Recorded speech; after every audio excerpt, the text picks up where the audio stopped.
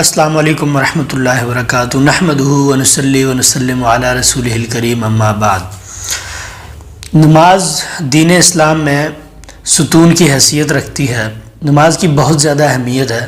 فضائل مسائل اپنی جگہ پر، ہم ایک مختصر سا مسئلہ آج ڈسکس کریں گے۔ عموماً لوگ نماز میں کوتاہی کرتے ہیں، نماز ان سے رہ جاتی ہے، کبھی کبھی جان بوجھ کر اور کبھی کبھی کسی عذر کی بنا پر۔ تو جب جان بوجھ کر رہے تو اس کا کیا حکم ہے؟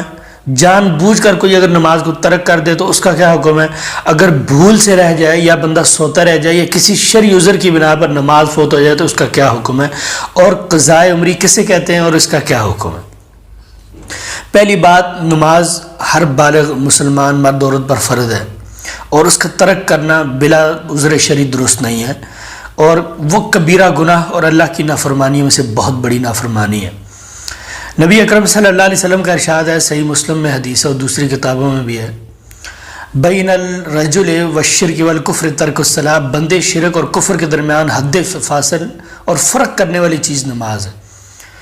اس طرح اللہ تعالیٰ نے کلام حمید میں فرمایا، ان الصلاۃ کانت علی المؤمنین کتابا موقوتا، بلا شبہ نماز مومنوں پر مقررہ وقت میں فرض کی گئی۔ تو نماز کا ترک کرنا کسی بھی صورت جائز نہیں ہے۔ آپ نماز کی اہمیت کا اندازہ اس بات سے لگائیں کہ اللہ تعالیٰ نے حضر میں عام طور پر عام حالات میں تو نماز پڑھنے کا حکم دیا ہی ہے۔ یہ سفر میں بھی معاف نہیں ہے، یہ مرض میں بھی معاف نہیں ہے۔ آپ کو مرض میں رخصت ملتی ہے، آپ بیٹھ کر پڑھیں، بیٹھ کر نہیں پڑھ سکتے، جس حال میں آپ ہیں اس حال میں آپ پڑھ لیں، آپ اشارے سے پڑھ لیں۔ اور آپ سفر میں ہیں تو آپ کو اللہ تعالیٰ نے رخصت دے دی، آپ 2 رکعتیں پڑھ لیں، نمازوں کو جمع کر لیں، بارش کی وجہ سے اپنے گھر میں پڑھ لیں۔ اور اگر آپ جنگ کی حالت میں ہیں، آپ کو رخصت پھر بھی نہیں دی، بے شک آپ اپنی جان کو اللہ کے راستے میں قربان کرنے کے لیے جا رہے ہیں، تو بھی آپ کو 1 رکعت پھر بھی ادا کرنی ہوگی۔ تو اس بات سے آپ اندازہ لگائیں کہ کسی بھی حال میں کسی بھی صورت نماز کو معاف نہیں کیا گیا۔ دراصل اللہ تعالیٰ یہ چاہتے ہیں کہ اللہ اور بندے کے درمیان جو تعلق ربط ہے وہ کبھی نہ ٹوٹے، نہ سفر میں، نہ جنگ میں، نہ حضر میں، نہ عام حالت میں، نہ مرض میں۔ تو اس لیے نماز کا ترک کرنا درست نہیں ہے۔ اور نبی صلی اللہ علیہ وسلم کا بھی ارشاد ہے، آپ نے فرمایا کہ قیامت کے روز سب سے پہلے جس چیز کا حساب ہوگا وہ نماز ہوگی۔ خیر، ہم اس بات پر آتے ہیں کہ جس کی نماز رہ گئی اس کا کیا حکم ہے؟ تو نماز کا رہ جانا 2 صورتوں سے خالی نہیں ہے، یا تو وہ جان بوجھ کر نماز چھوڑی گئی ہوگی، وہ عمدن ترک کی گئی ہوگی، یا پھر کسی شرعی عذر کی بنا پر وہ نماز رہ گئی ہوگی۔ اگر تو وہ عمدن ہے، جان بوجھ کر ہے، کوتاہی کی ہے ایک بندے نے سوچتے سمجھتے جانتے ہوئے، تو وہ کفر ہے۔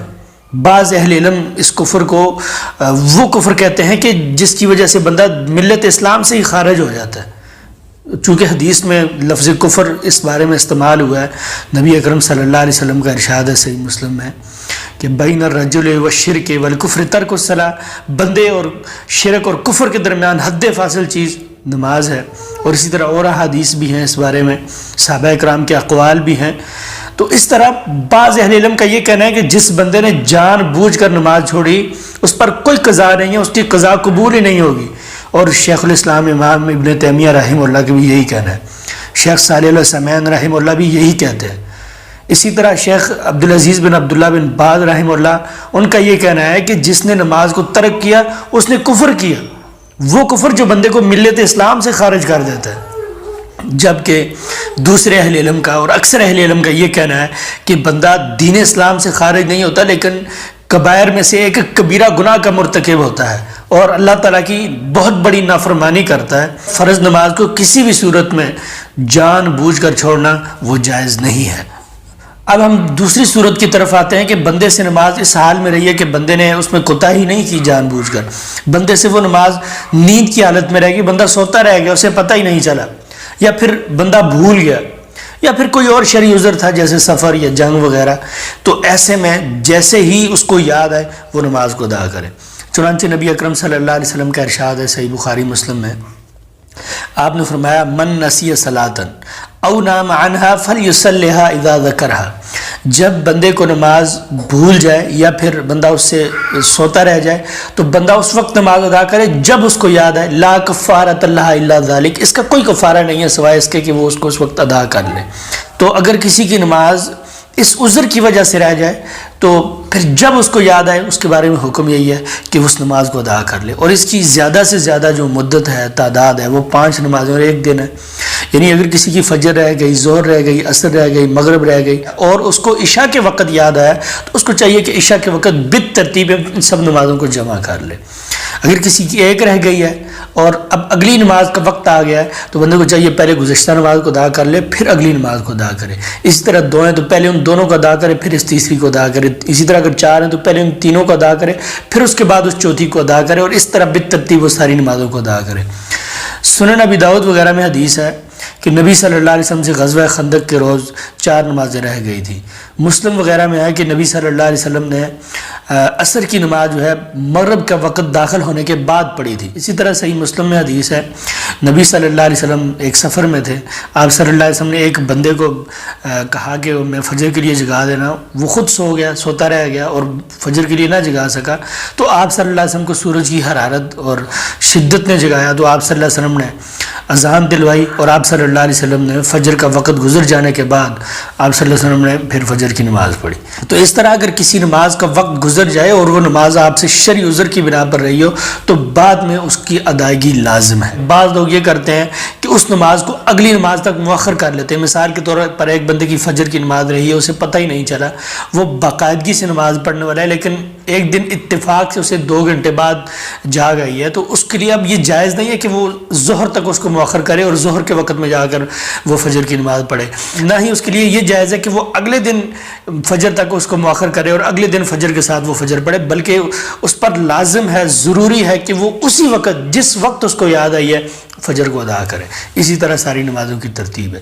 دوسری صورت یہ ہے وہ نمازیں جن نمازوں کے فوت ہو جانے کی وجہ سے وہ نماز ہم سے چلی جاتی ہے اور ہم اس کو ادا نہیں کر سکتے، اس کا ہم بدل ادا کریں گے۔ جیسے جمعہ کی نماز ہے، نبی صلی اللہ علیہ وسلم نے ارشاد فرمایا من ادرک رکعۃ من الصلاۃ فقد ادرک الصلاۃ، صحیح بخاری اور دوسری کتابوں میں ہے۔ جیسے فرمایا کہ جس کسی نے ایک رکعت کسی نماز سے پا لی تو اس نے وہ نماز پا لی۔ تو اس طرح اگر ہمیں جمعہ کی کم از کم 1 رکعت مل جاتی ہے تو ہم نماز جمعہ کی دوسری رکعت کھڑے ہو کر ادا کریں گے، اور اگر ہمیں نماز جمعہ کی 1 رکعت بھی نہیں ملتی، ہم تشہد میں ملتے ہیں یا امام سجدے میں تب جا کر ہم ملتے ہیں، تو ایسی صورت میں ہم کھڑے ہو کر ظہر کی نماز ادا کریں گے، جمعہ کی نماز ادا نہیں کریں گے۔ اور اسی طرح وہ عورتیں اور وہ لوگ جو اپنے گھروں میں جمعہ کے دن نماز ادا کرتے ہیں وہ بھی جمعہ کی نماز ادا نہیں کریں گے، بلکہ وہ ظہر پڑھیں گے، کہ جمعہ تو وہ ہوتا ہے جو مسجد میں جا کر جماعت کے ساتھ بندہ پڑھتا ہے۔ اس طرح دوسری صورت یہ بنتی ہے کہ ہم جو نماز ہم سے رہ گئی ہم اس کا بدل ادا کریں گے، وہ نماز ہم سے فوت ہو چکی ہے۔ یہ صورتیں ہیں نماز کو ادا کرنے کی۔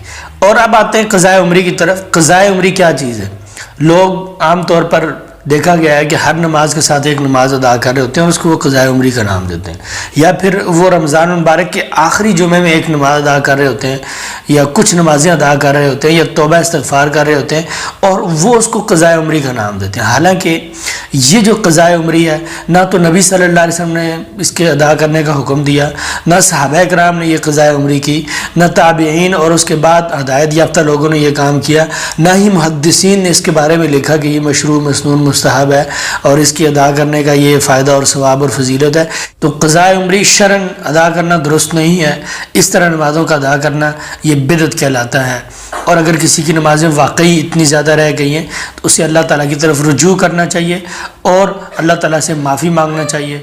اللہ تعالیٰ ہمیں معاف فرمائے۔